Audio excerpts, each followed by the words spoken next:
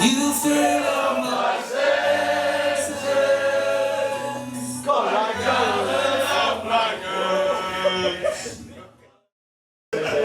Listen, ready for our main event of the evening.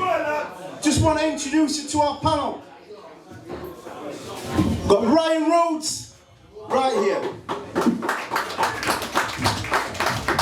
Thank you. Just a little bit about myself. I was a former professional boxer from Sheffield. I won a British European. I fought for 4 world titles. And now I'm a boxing trainer, passing on my knowledge. We have a gym over in Sheffield in the city centre. So we're training fighters now.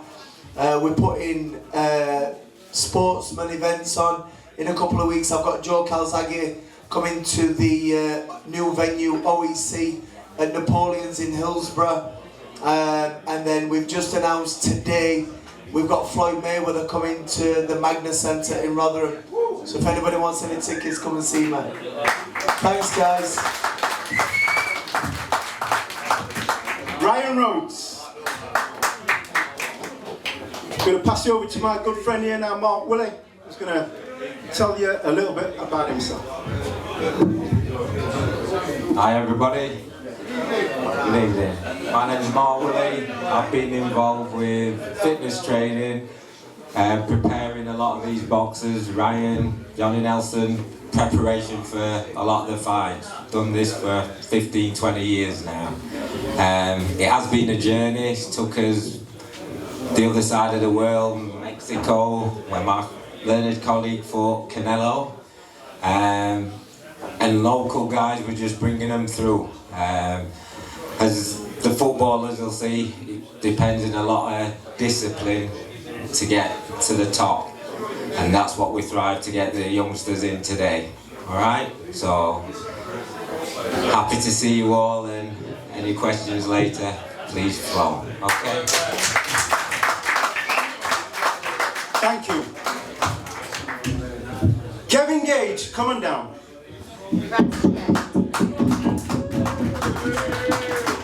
Take your seat. Carl Bradshaw.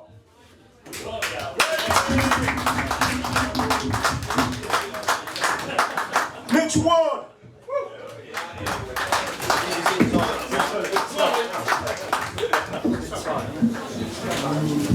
Take your seat, guys.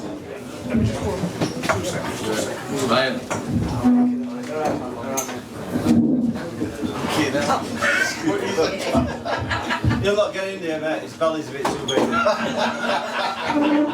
Should have been one of the stand-ups. I've got a laugh. Thank you. Stand up.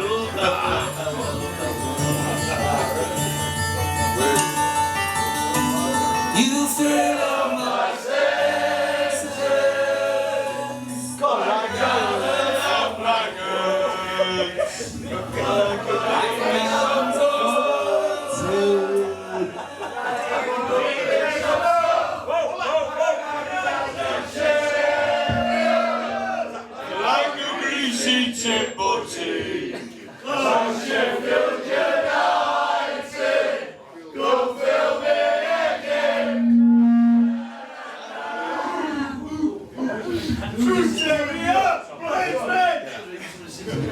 Okay, the order of play will be like this.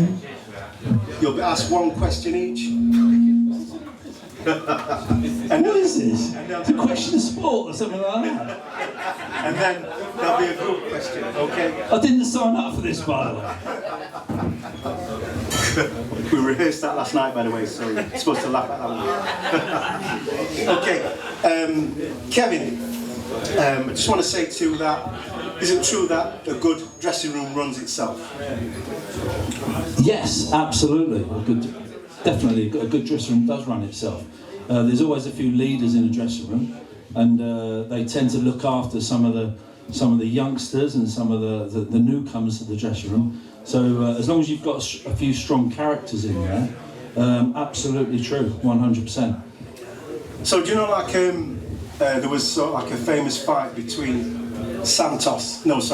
Devlin and Marcus Bent back in the days. I know your guys weren't playing for United then, but you know, Warnock said, let the guys get on with it. Have you kind of like been around any sort of like, any kind of like altercations like that? Have you seen any sort of like teammates sort of like lose it a little bit? Fucking hell, it was a bit heavy, isn't it? We've only just started. Just you hit me with that. This is what they want, Dear, to dear. This is why I want the real stuff. Gotta get the comics back on. I've been around a few strong dressing rooms, like Wimbledon FC, the club Crazy Ground. You couldn't get a stronger dressing room than that, with big characters there. And I know Carl and Wardy had experienced Vinny and a few of the others, and Rogers and people like that. But I haven't seen any real nastiness or violence in a dressing room. But people stand up for themselves. Of course they do. Yeah, you have to do that. And I think that makes a dressing room the better for it. Do you know what I mean? I think the more stronger characters you have, you don't need a team full of them, but you just need one or two or three or four leaders, you know, and other people will follow them in the dressing room. Yeah. I know down at the Lane Wilder's got like a code of conduct, some sort of like initiation. Are you able to share that with us here tonight? If I was able to share it, I would. I've absolutely no idea what you're fucking talking about, to be honest. Because I'm not that close to Chris. I don't know. I did text him, by the way. He couldn't come tonight. Thought it was best not to. But no, I'm not that close to Chris. I don't know about that.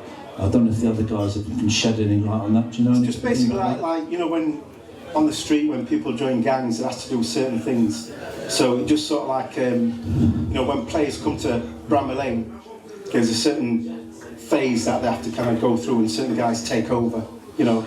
I think a lot of clubs there is there is an initiation, something like that. You have to sing. You have to stand there and sing a song, or you have to tell a joke or something like that. A lot of it's for show, to be honest. It doesn't actually mean anything, do you know? I think the initiation thing, I'd be far happier if someone came to the club and I saw them in training and they fucking put themselves about and got a few tackles in, and I thought to myself, yeah, you'll do, rather than standing up in the dressing room and doing a bit of karaoke. It doesn't actually mean anything, to be honest. It's just something that somebody's implemented. It means fuck all, to be honest, in the scheme of things.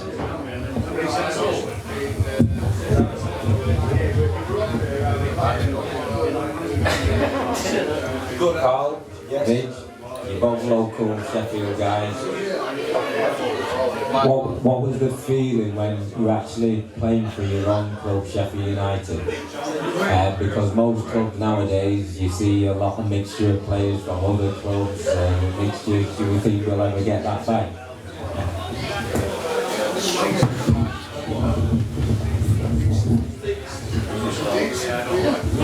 Yeah, obviously playing for your local club meant everything to us. Carl will tell you, we played with the manager now who's running the club, Chris Wilder.